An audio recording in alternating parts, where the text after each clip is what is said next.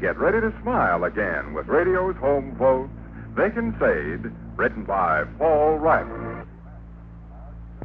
The master of the menage has just returned from a trip to the basement where he's been stoking the furnace. And as he seats himself beside his wife on the Davenport, he remarks, You talked lengthily on the telephone while I was down today. Could you hear my voice? Just barely. But from the twitterings and titterings, I gathered you were talking to Ruthie.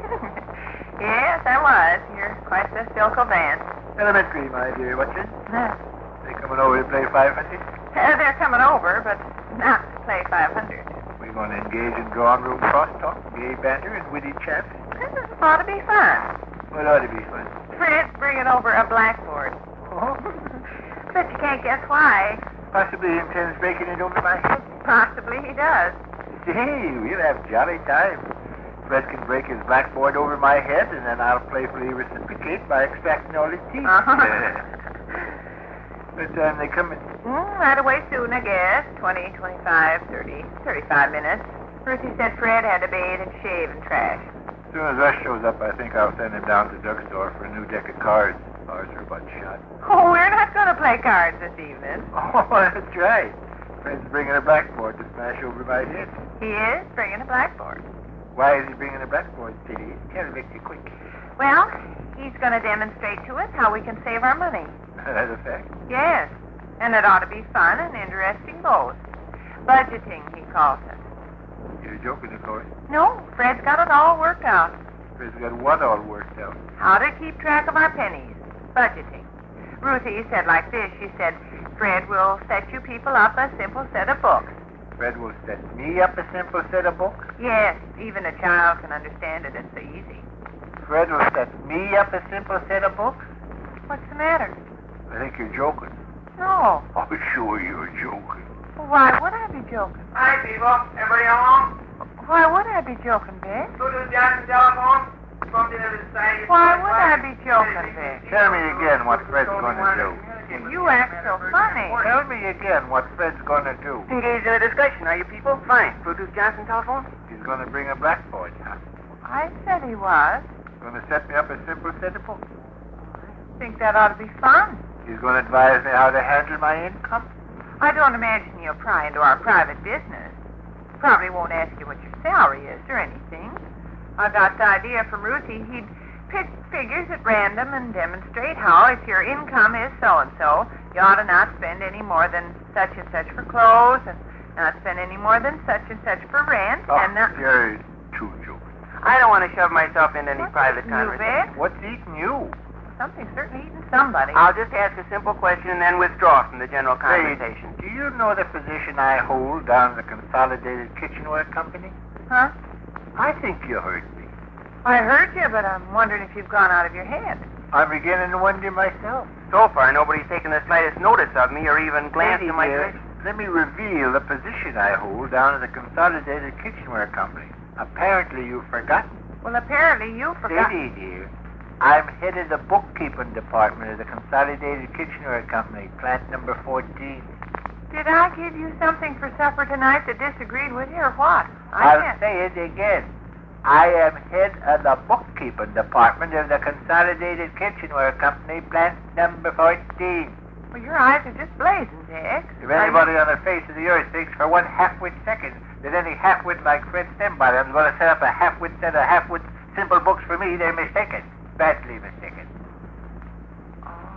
If Fred Stembottom walks in here with any half-wit backboard, I'll throw it out in the half-wit street. Oh, I catch on now. I didn't before. I don't expect anybody will listen to this, Fred's but... going to show me how to budget my income, is he? He's going to set me up a simple set of books, is he? Why, the big lame-brained crook. I was juggling figures in my head when he was in short pants. Well, Vic, I never thought about that side of it. Honest, I never. And I'll tell you what I'll bet. I'll bet Fred never either. Well, it is ridiculous idea, him coming here and telling you about bookkeeping. I was working with 6-digit figures before he knew what 1 plus 1 was. Why, sure you were. Every day in my life, I go down to the plant and balance the budget of a great big kitchenware business. Why, this very afternoon, I helped set up a set of books so complicated Fred Stembottom's head would swim before you could holler ouch. Sure. Here, that big ox calmly calls my wife on the telephone and tells her he's bringing over a blackboard to demonstrate. Well, he didn't realize, Vic. He didn't think. You know how Fred is. What does he picture me doing down at the plant?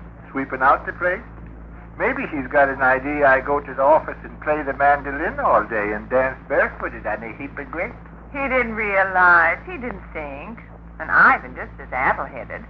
If I'd had 6 ounces of brains, it would have occurred to me in a minute. My husband's head of the bookkeeping department and knows more about figures and numbers and arithmetic. Telephone's ringing. Some evening next week, let's call up Dr. Keeley and offer to drop by and show him how to pull teeth. Or let's get a hold of Donahue next door and explain to him the fine points of running a locomotive. Telephone's ringing. Answer it. At last, somebody spoke to me. Don't be mad at Fred, Vic. Hello? Oh, yes, Miss Denbottom. Fine, thanks. Yes, I believe she's right here handy. Well, Ruthie. Better tell her to warn her sweet hubby to leave his blackboard at home. All right, Willie. People speak to me again. By George, twice in the same evening. Yes, lady. Oh? Oh, no, now, hey. No, but Fred's always buying the trees. Well, no, but after all, you have to give the other fella a chance to buy. All right, lady. All right.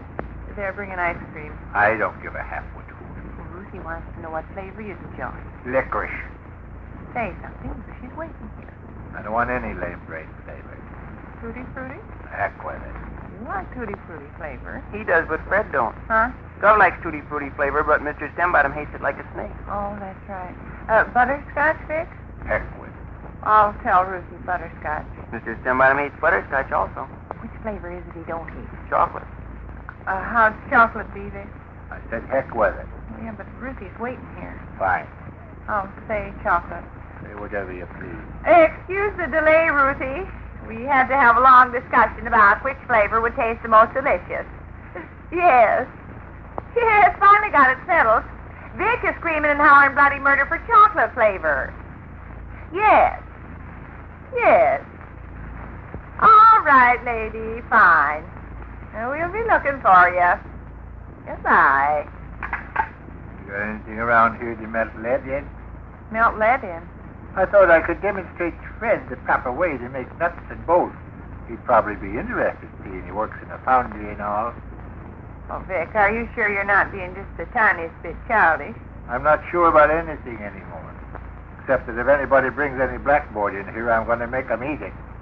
My own wife invites a big clown in the I was house. a ninny, and I apologize for it. As far as Fred goes, you have to make allowances. Didn't he say he was going to set me up a simple set of books? Yes, he did, but Didn't he say he was going to show me how to budget my income? Vic, he probably worked out some little system or other, and he's proud of it, and just wants to show it to you is all. It's just like Fred Stembottom to go to work and forget for a minute you know more about bookkeeping than he'll ever know if he lives to be 40,000 years old. I appreciate your feelings are hurt. My feelings would be hurt, too. Now that there's a pause in the conversation, I might as well entertain you people with the side-splitting anecdote about Smelly Clark's Uncle Strap. He had bookkeeping troubles, too. It just so happened him and his lady friend took it in their heads to... Enjoying yourself now. What? I say you're just enjoying yourself now. Sitting there looking all sour and picked on. Your feelings are hurt and you're angry and all that, but you realize as much as anybody else does that Fred never actually meant anything. But still, you hate to get out of the mood you're in. So like some little child that stubbed their toe and keeps on crying long after the hurting has stopped. Telephone's ringing. Go on sulking and acting abused. Telephone's ringing. Well, answer it. Okay. Isn't that right? I say nothing. Hello? Oh, yes. Sure, Miss Stembottom, just 1 second. Well, Call from the drugstore, I think. Heard her voice holler, peanut butter on white vanilla shake and hold a whip. all right. Yes, lady?